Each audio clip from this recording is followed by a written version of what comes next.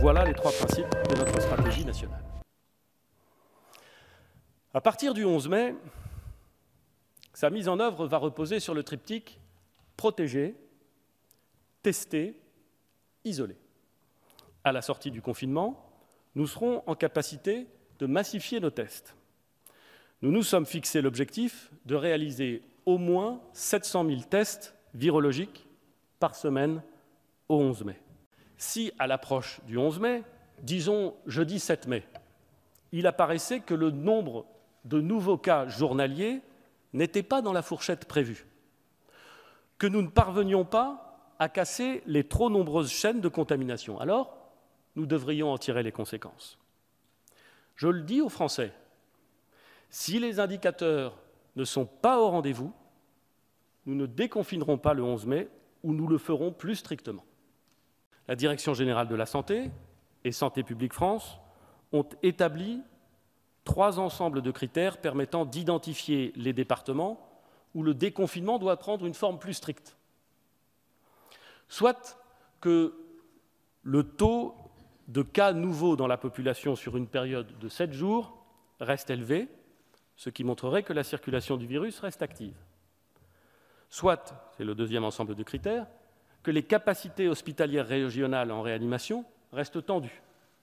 Soit, c'est le troisième ensemble de critères, que le système local de tests et de détection des chaînes de contamination ne soit pas suffisamment prêt.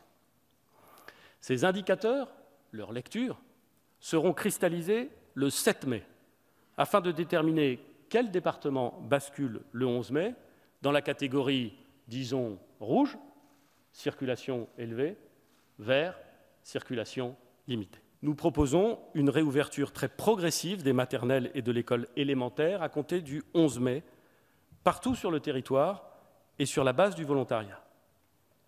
Dans un deuxième temps, à compter du 18 mai, mais seulement dans les départements où la circulation du virus est très faible, nous pourrons envisager d'ouvrir les collèges en commençant par les classes de 6e et de 5e. Nous déciderons fin mai si nous pouvons réouvrir les lycées, en commençant par les lycées professionnels. Les classes rouvriront dans des conditions sanitaires strictes. Pas plus de 15 élèves par classe. Une vie scolaire organisée autour du respect des règles barrières, de mesures d'hygiène strictes et de la distribution de gel hydroalcoolique. Tous les enseignants et encadrants des établissements scolaires recevront des masques qu'ils devront porter quand ils ne pourront respecter les règles de distanciation. Le port du masque est prohibé pour les enfants en maternelle.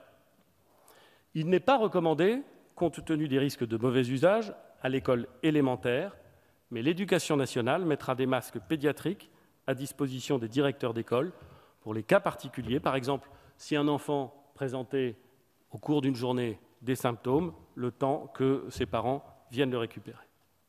Enfin, nous fournirons des masques aux collégiens qui peuvent en porter et qui n'auraient pas réussi à s'en procurer, le port du masque pour les collégiens étant obligatoire. Un intense travail de préparation doit avoir lieu dans chaque académie afin que nous puissions préparer cette rentrée évidemment très particulière. Les crèches seront également réouvertes.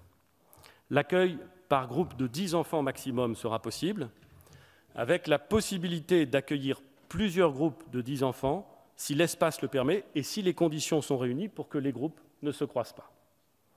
Cette réduction des capacités posera au moins dans un premier temps la question des priorités d'accueil.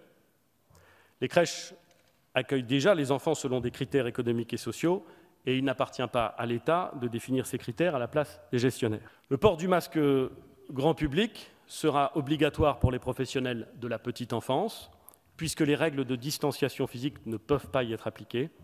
Bien sûr, il n'y aura pas de port du masque pour les enfants de moins de 3 ans. Le déconfinement doit aussi permettre la reprise de la vie économique. Pour cela, il faut réorganiser la vie au travail. Le télétravail doit être maintenu partout où c'est possible, au moins dans les 3 prochaines semaines. Je le demande avec insistance aux entreprises. Nous en avons mesuré depuis la mi-mars le déploiement massif. Personne n'en ignore les contraintes, mais celui-ci doit se poursuivre pour limiter le recours au transport public, pour limiter plus globalement les contacts. Il n'y a pas sur ce sujet un avant et un après 11 mai. Pour les personnes qui ne pourront pas télétravailler, la pratique des horaires décalés dans l'entreprise doit être encouragée. Les commerces rouvriront également à compter du 11 mai. Tous, sauf les cafés-restaurants, pourront ouvrir à compter du 11 mai. Les marchés, pour lesquels l'interdiction est aujourd'hui la règle et l'autorisation l'exception, seront en général autorisés, sauf si les maires ou les préfets estiment qu'ils ne peuvent être organisés dans des conditions qui permettent de respecter les gestes barrières et la distanciation physique. Car si les commerces vont rouvrir, chacun d'entre eux devra respecter un cahier des charges strict, limitant le nombre de personnes présentes en même temps dans le magasin, en organisant les flux, afin de faire respecter la règle de la distance minimale d'1 mètre par personne, sans contact autour d'elle. S'agissant du port du masque, le port du masque grand public sera recommandé pour les personnels et les clients lorsque les mesures de distanciation physique ne peuvent être garanties. Un commerçant pourra subordonner l'accès de son magasin au port du masque. Les transports sont, pour une bonne part, un dispositif clé pour la reprise économique. Mais le respect de la distanciation physique et des gestes barrières y est particulièrement difficile. Nous allons prendre 2 séries de décisions.